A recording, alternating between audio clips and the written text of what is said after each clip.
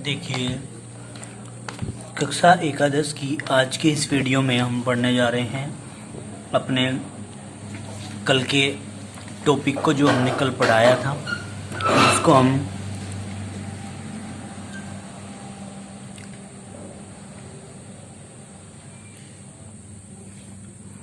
Electronegativity के नाम से जानते हैं। देखिए,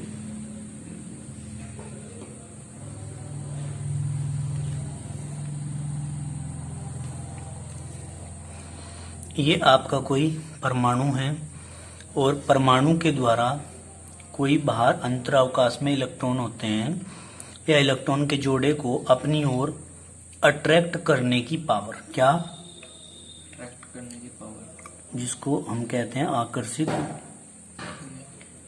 करने का गुण या क्षमता क्या कहलाती है?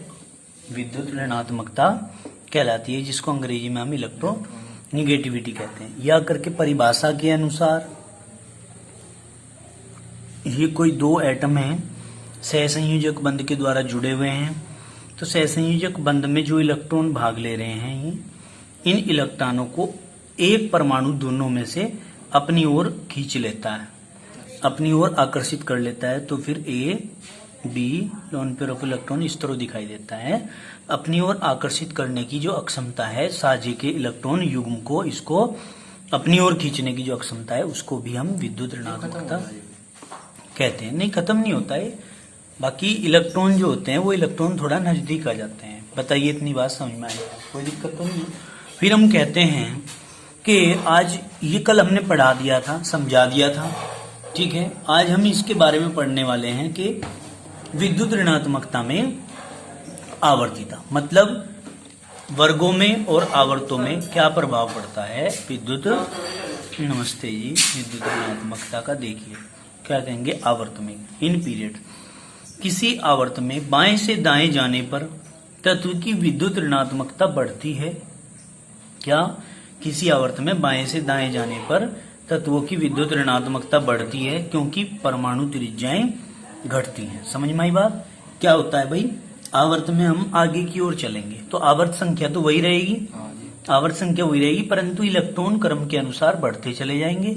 इलेक्ट्रॉन बढ़ते चले जाएंगे तो नाभिक की पावर बढ़ेगी, नाभिक की पावर बढ़ेगी तो बाह्यतम कोश के इलेक्ट्रॉनों को अपनी ओर खींचेगी, अपनी ओर खींचेगी तो आकार और त्रिज्या घट जाएगी, आकार और त्रिज्या घट जाएगी तो क्या कहेंगे, विद्युत ऋणात्मकता, यानी कि बाहर से इलेक्ट्रॉन को अपनी ओर खींचने का गुण ज्यादा हो जाएगा। अब वर्ग की बात करते हैं। वर्ग में क्या कहते हैं, किसी भी वर्ग में जब हम ऊपर से नीचे की ओर आते हैं तो तत्वों की विद्युत ऋणात्मकता घटती है। क्या होता है? घटती है। क्यों घटती है? क्योंकि परमाणु त्रिज्याएं बढ़ जाती हैं। अब आप समझिए, जब हम किसी वर्ग में ऊपर से नीचे की ओर आते हैं तो क्या होता है, कोषों की संख्या लगातार बढ़ती चली जाती है। कोषों की संख्या बढ़ती जाती है तो परमाणु का आकार और त्रिज्या भी बढ़ती चली जाती हैं। परमाणु का आकार और त्रिज्या बढ़ती हैं तो नाभिक की, प्रभावी नाभिक या आवेश का मान जो रहता है वो घट जाता है। घट जाता है तो इलेक्ट्रॉन को खींचने की पावर वो भी घट जाती है, जिसको हम विद्युत ऋणात्मकता के नाम से जानते हैं। क्लियर होगी बात? आगे चलिए, बंध का अस्थायित्व। क्या होता है बंध का अस्थायित्व? ये देखिए, स्टेबिलिटी ऑफ बॉन्ड बोलते हैं इसको। क्या बोलते हैं? Stability of bond. देखिए, बहुत कम विद्युत ऋणात्मकता वाले तत्व, यानी कि धातु, और बहुत अधिक विद्युत ऋणात्मकता वाले तत्व अधातु से मिलकर बना यौगिक अधिक अस्थायी होता है। ठीक है। क्या? बहुत ही कम विद्युत ऋणात्मकता वाला तो धातु होगा, क्योंकि धातुओं की तो विद्युत धनात्मकता होती है, और नमस्ते जी, और बहुत ही अधिक विद्युत ऋणात्मकता वाला अधातु होता है। इनसे मिलकर के जो यौगिक बनता है वो बहुत ही अस्थायी होता है, जैसे KCl, NaCl, KBr आदि। ठीक है।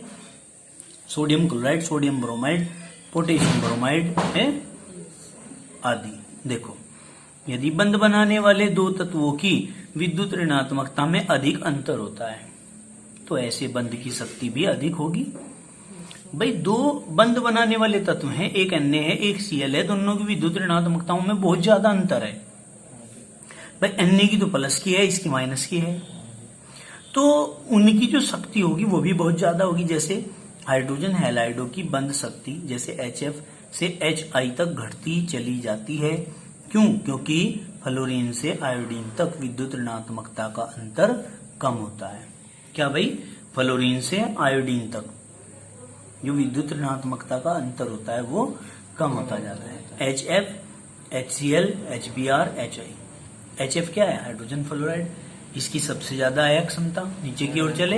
हाइड्रोजन क्लोराइड थोड़ी कम हो गई, हाइड्रोजन ब्रोमाइड की ओर कम हो गई, और हाइड्रोजन आयोडाइड की थोड़ी सी विद्युत ऋणात्मकता और भी ज्यादा कम हो गई। क्यों? क्योंकि उनकी विद्युत ऋणात्मकता में अंतर थोड़ा कम होता है। ठीक है, अब देखिए दूसरी बात,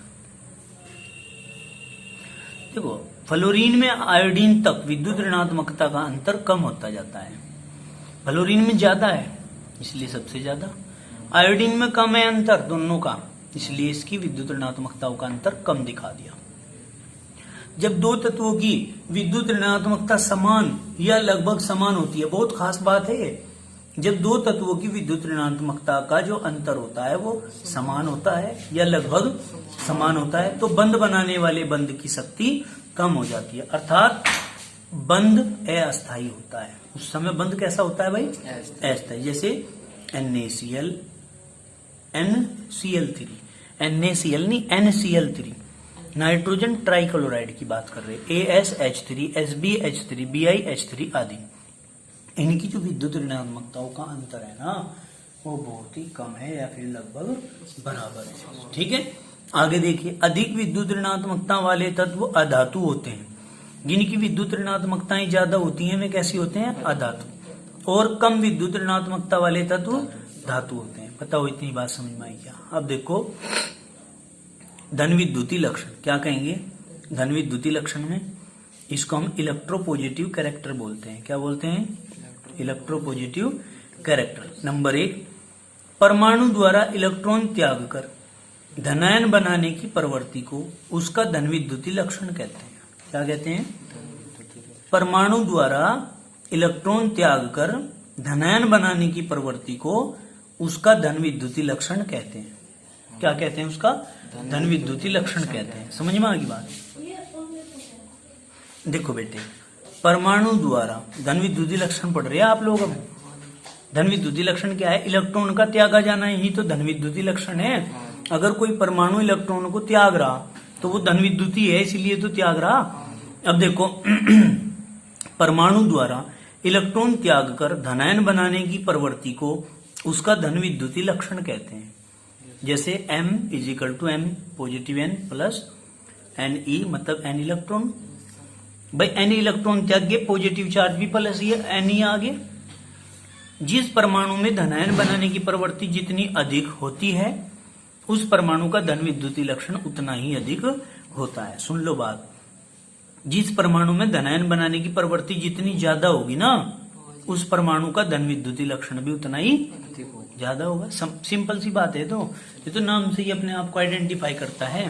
धन विद्युतीय लक्षण, भाई इलेक्ट्रॉन को त्याग कर धनायन बनाने की जो प्रवृत्ति है वो उसकी धन विद्युतीय लक्षण को प्रदर्शित करती है। बताओ समझ में आई क्या बात? किसी वर्ग में नीचे की ओर जाने पर धन विद्युतीय लक्षण बढ़ता है। क्यों बढ़ता है? सुन लो बात, जब किसी वर्ग में ऊपर से नीचे की ओर जाएंगे तो आकार बढ़ेगा, त्रिज्या बढ़ेगी और प्रभावी नाभिक आवेश का मान घटेगा। ऊपर से नीचे आने पर जब प्रभावी नाभिक आवेश का मान घटेगा तो इलेक्ट्रॉन आसानी से नहीं निकल जाएगा। जब आसानी से निकल जाएगा तो इसका मतलब धन विद्युतीय लक्षण बढ़ जाएगा, क्योंकि आयनन ऊर्जा बढ़ती है। आयनन ऊर्जा क्या होती है भाई? बढ़ती है और इलेक्ट्रॉन का त्याग करना कठिन हो जाता है। ठीक है भाई, गलत हो रहा है। जब वर्ग में नीचे की ओर जाने पर धन विद्युतीय लक्षण बढ़ता है। क्यों? क्योंकि आयनन ऊर्जा बढ़ती है। भाई ऊपर से नीचे आने पर कम एनर्जी देकर इलेक्ट्रॉन निकाल लिया जाएगा, तो आयनन ऊर्जा कम होनी चाहिए यहाँ तो।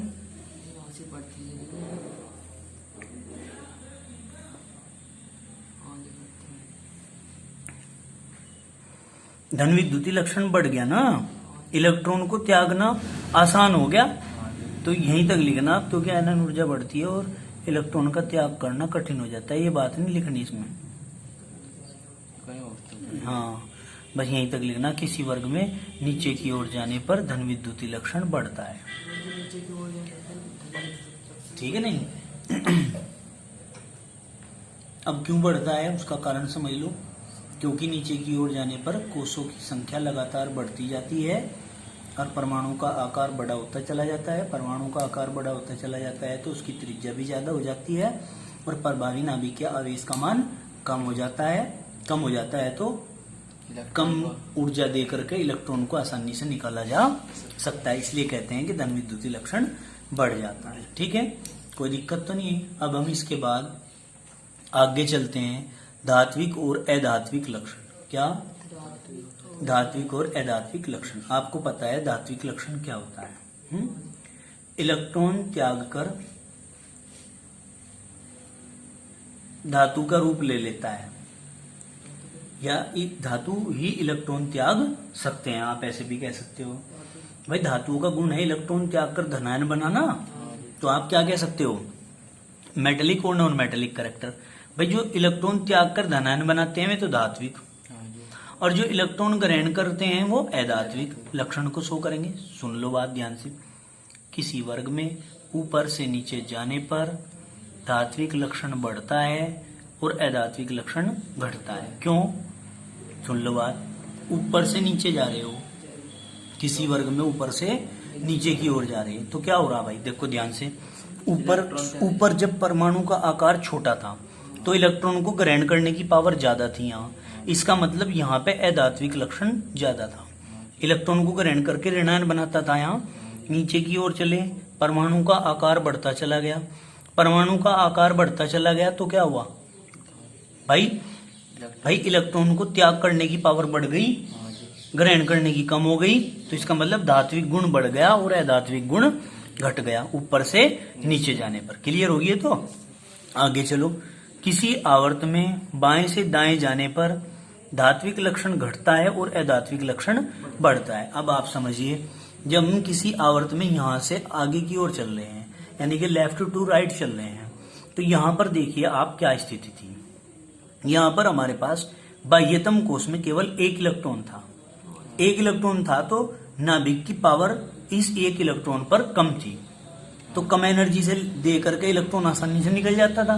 तो इसका मतलब धात्विक गुण यहाँ ज्यादा था। आगे की ओर चले, एक एक एक करके बढ़ते चले गए तो क्या हुआ? परमाणु के कोष की संख्या तो समान रही परंतु उसमें इलेक्ट्रॉनों की संख्या बढ़ती चली गई।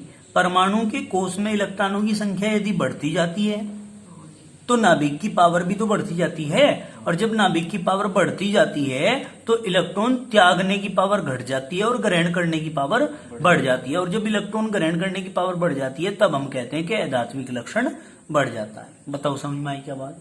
कोई दिक्कत है? आगे चलो। अब हम क्या कहेंगे? सभी हैलोजन और उत्कृष्ट गैसें अधातु हैं। जितने भी हैलोजन हैं और अकीरिय गैसें हैं सारी की सारी कैसी हैं? अधातु। हाइड्रोजन को छोड़कर एस, डी व एफ ब्लॉक के सभी तत्व धातु हैं। भाई हैलोजन और उत्कृष्ट गैसें तो अधातु होगी। अब हाइड्रोजन को छोड़ के बाकी एस ब्लॉक में आने वाले, डी ब्लॉक में आने वाले और एफ ब्लॉक में आने वाले सारे तत्व कैसे हैं बेटे? धातु हैं। सारे के सारे कैसे हैं? धातु। बताओ इतनी बात समझ में आई क्या? कोई दिक्कत तो नहीं है? आगे चलिए, आगे चलते हैं हम। ये आता है हमारा अपचायक और आक्सीकारक गुण। क्या आता है? अपचायक और आक्सीकारक गुण, जिसको कहते हैं रिड्यूसिंग एंड ऑक्सीडाइजिंग क्या है? कैरेक्टर। रिड्यूसिंग अपचायक, ऑक्सीडाइजिंग आक्सीकारक, गुण माने कैरेक्टर। बताओ इतनी बात समझ में आई क्या? नंबर 1, अपचायक इलेक्ट्रॉन प्रदान करते हैं। अपचायक कौन होते हैं? जो इलेक्ट्रॉन प्रदान करते हैं, अर्थात इलेक्ट्रॉन देते हैं। देखो M is equal to M positive N plus N, मतलब N इलेक्ट्रॉन ये दे रहा है। मेटल है, मेटल ने N इलेक्ट्रॉन दे दिए तो M के ऊपर प्लस के N चार्ज आ गया। क्या आ गया? प्लस का N चार्ज आ गया। बताओ इतनी बात समझ में आई क्या? तो इलेक्ट्रॉन जो देता है वो क्या होता है? अपचायक। अब समझ लो जो इलेक्ट्रॉन दे रहा वो अपचायक है, ठीक है नहीं? धातुएं इलेक्ट्रॉन त्याग कर धनायन बनाती हैं इलेक्ट्रॉन त्याग के धनायन बना रही, तो इसका मतलब धातु है ये। और धातु क्या होती है? अपचायक। इसलिए धातुएं अपचायक होती हैं। चूंकि धात्विक लक्षण वर्ग में ऊपर से नीचे की ओर जाने पर पड़ता है। भाई जब हम वर्ग में ऊपर से नीचे की ओर चलेंगे तो धात्विक लक्षण घटेगा या बढ़ेगा? बढ़ेगा। इसलिए धातुओं का अपचायक गुण भी वर्ग में नीचे आने पर बढ़ता है। भाई धातुओं का अपचायक गुण वर्ग में नीचे की ओर आने पर क्या होगा? बढ़ेगा या घटेगा? बताओ भाई। बढ़ेगा। क्यों बढ़ेगा अपचायक गुण? क्योंकि ऊपर से नीचे आने पर इलेक्ट्रॉन को त्यागे जाने की पावर बढ़ जाएगी। इलेक्ट्रॉन त्यागने का गुण बढ़ जाएगा। समझ गए? इलेक्ट्रॉन त्यागने का गुण बढ़ जाएगा तो हम कह रहे हैं कि क्या कह रहे हैं? अपचायक गुण बढ़ जाएगा। आक्सीकारक इलेक्ट्रॉन ग्रहण करते हैं।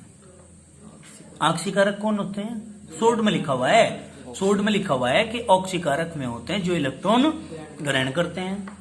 मतलब कोई मेटल है या नॉन मेटल है, नॉन मेटल की तो इलेक्ट्रॉन को ग्रहण करेंगे, मेटल थोड़ा ही करेंगे। अब मेटल तो त्यागते हैं और ये नॉन मेटल है, ये इलेक्ट्रॉन को ग्रहण कर रहे हैं, ग्रहण करके ऋणायन बना रहे हैं। एन इलेक्ट्रॉन इन्होंने ग्रहण किए हैं तो इनके ऊपर माइनस का एन का चार्ज आ गया। अब हम क्या कहेंगे? अधात्में इलेक्ट्रॉन ग्रहण करके ऋणायन बनाती हैं। क्या करती हैं भाई? अधात्में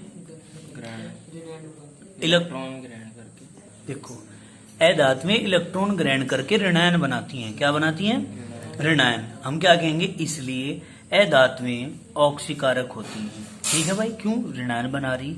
वर्ग में ऊपर से नीचे की ओर जाने पर अधात्विक लक्षण घटता है। ऊपर से नीचे की ओर जाएंगे तो क्या होगा भाई? इलेक्ट्रॉन त्यागने की पावर ज्यादा हो जाएगी और ग्रहण करने की पावर घट जाएगी। तो इसका मतलब अधात्विक लक्षण घट जाएगा। इसलिए धातुओं का आक्सीकारक गुण भी घट जाएगा। ठीक है। अक्षार धातुओं की प्रबल अपचायक और हैलोजन प्रबल ऑक्सीकारक हैं। क्या कहा? अक्षार धातु जितने भी हैं वे प्रबल अपचायक हैं और हैलोजन जितने भी हैं वे प्रबल ऑक्सीकारक होते हैं। क्लियर होगी बात? अब देखिए अक्षार धातुओं की अपचायक अक्षमता का घटता हुआ क्रम। घटता क्रम देखो। अपचायक अक्षमता का सबसे ज्यादा अपचायक अक्षमता सीजियम की है, उससे कम रूबिडियम की है, उससे कम पोटेशियम की है और उससे कम सोडियम की है। समझ में आई बात? अपचायक अक्षमता। अपचायक अक्षमता होती है इलेक्ट्रॉन त्यागने की अक्षमता। तो देखिए इस परिवार में सबसे नीचे की ओर आएंगे हम, यहाँ सबसे नीचे की ओर, तो इसका परिवार का इसका आकार सबसे बड़ा है, इसका आकार सबसे बड़ा है, तो ये सबसे ज्यादा इलेक्ट्रॉन को त्याग सकता है। ये उससे कम इलेक्ट्रॉन को त्याग सकता है, ये उससे कम और ये उससे कम। क्यों? क्योंकि इधर से इधर की ओर जाने का मतलब है नाभिक के निकट जाना, नाभिक के निकट जाना। अब नाभिक के निकट जाने का मतलब है इलेक्ट्रॉन को त्यागने का जो गुण है वो कम हो जाएगा, और इलेक्ट्रॉन को त्यागने का गुण कम हो जाएगा तो मतलब अपचायक गुण कम हो जाएगा। समझ में आई बात? अब बात करते हैं हैलोजनों की ऑक्सीकारक अक्षमता का घटता हुआ क्रम। हैलोजनों की ऑक्सीकारक अक्षमता का घटता हुआ क्रम क्या? हैलोजनों की फ्लोरीन की सबसे ज्यादा, क्लोरीन की उससे कम, ब्रोमीन की उससे कम और आयोडीन की उससे कम। क्यों? ऑक्सीकारक अक्षमता क्या होती है? ऑक्सीकारक अक्षमता होती है इलेक्ट्रॉन को ग्रहण करने का गुण। अब इलेक्ट्रॉन को ग्रहण करने का गुण ही तो बोलते हैं ये है, ये कोई नॉन मेटल है या हैलोजन है, ये इलेक्ट्रॉन को ग्रहण करता है तो इसके इतने उसके ऊपर माइनस चार्ज आ जाएंगे। तो हम क्या कहेंगे? हैलोजनों की ऑक्सीकारक अक्षमता का घटता हुआ क्रम की बात कर रहे। तो फ्लोरीन का आकार सबसे छोटा है, इससे बड़ा आकार इसका, उससे बड़ा आकार इसका और उससे बड़ा आकार इसका होता है। तो हम क्या कहेंगे कि फ्लोरीन जो है सबसे ज्यादा गुण रखता है इलेक्ट्रॉन को ग्रहण करने का, इसलिए इसकी ऑक्सीकारक क्षमता भी सबसे ज्यादा ही होगी। क्लोरीन की उससे कम होगी, ब्रोमीन की उससे कम होगी और आयोडीन की उससे भी कम होगी। क्लियर होगी बात? अब बात करते हैं हैलाइड आयनों की अपचायक क्षमता का घटता क्रम। देखो बेटे, ये तो जू के तू यही है, यहाँ तो ऑक्सीकारक गुण है और यहाँ अपचायक गुण है, ठीक है नहीं? तो बस हैलोजन है तो खाली कोई चार्ज नहीं दिखाना, हैलाइड आ गया तो माइनस का चार्ज दिखा दो सब पे। ऑक्सीकारक का मतलब है अपचायक का उल्टा, तो ऑक्सीकारक गुण में अगर ऐसा चिन्ह था तो अपचायक गुण में उल्टा कर दो भाई, से पलट दो सारे को। आयोडीन यहाँ आ जाएगा, ब्रोमीन यहाँ आ जाएगा, क्लोरीन यहाँ आ जाएगा, फ्लोरीन यहाँ आ जाएगा। तो अपचायक क्षमता, अब बात कर लीजिए अपचायक क्षमता की। अपचायक क्षमता क्या होती है? इलेक्ट्रॉन त्यागने की क्षमता। तो इलेक्ट्रॉन त्यागने की क्षमता इसकी सबसे ज्यादा है आयोडीन की। क्यों है? क्योंकि इसका आकार बड़ा है। इसका आकार बड़ा है तो प्रभावी नाभिक के आकर्षण बल का मान इस पर कम है। कम है तो इसमें से इलेक्ट्रॉन आसानी से निकल जाएगा। ब्रोमीन में उससे कम, क्लोरीन में उससे कम और फ्लोरीन में सबसे ही कम मात्रा में इलेक्ट्रॉन निकलेंगे। क्यों? क्योंकि यहाँ पर ये नाभिक के सबसे नजदीक है। नाभिक के नजदीक है तो नाभिक मजबूती से इसको पकड़े हुए है इलेक्ट्रॉन को, इसलिए ये आसानी से नहीं निकल पाएगा। क्लियर होगी बात? तो हम क्या कहते हैं कि हैलाइड आयनों की अपचायक क्षमता का ये घटता हुआ क्रम है। ठीक है। ऑक्साइडों की प्रकृति हम कल आपको नेक्स्ट टाइम अगली वीडियो में मिलेंगे। नेक्स्ट वीडियो में आपको समझाएंगे, पढ़ाएंगे। ठीक है जी। आज के लिए इतना ही काफी। धन्यवाद। आप रिवीजन करेंगे इसको अच्छी तरीके से। और हाँ, एक बात और, एक सूचना देनी है सभी भैया बहनों को। सभी भैया बहन कक्षा 11 में जो पढ़ रहे हैं, अब की बार इस वर्ष एडमिशन लिया है उन्होंने, वो सभी के सभी अपने आधार कार्ड जो हैं वो अपनी हाई स्कूल की मार्कशीट के अनुसार अपडेट करवा लें और अपने आधार कार्ड में अपना मोबाइल नंबर रजिस्टर्ड जरूर करवा लें, तभी जाके आपके फॉर्म अपलोड हो पाएंगे नेट पर, अन्यथा आपके फॉर्म कैंसिल कर दिए जाएंगे। ये सरकार की एक नीति है जिसका हम सबको पालन करना है।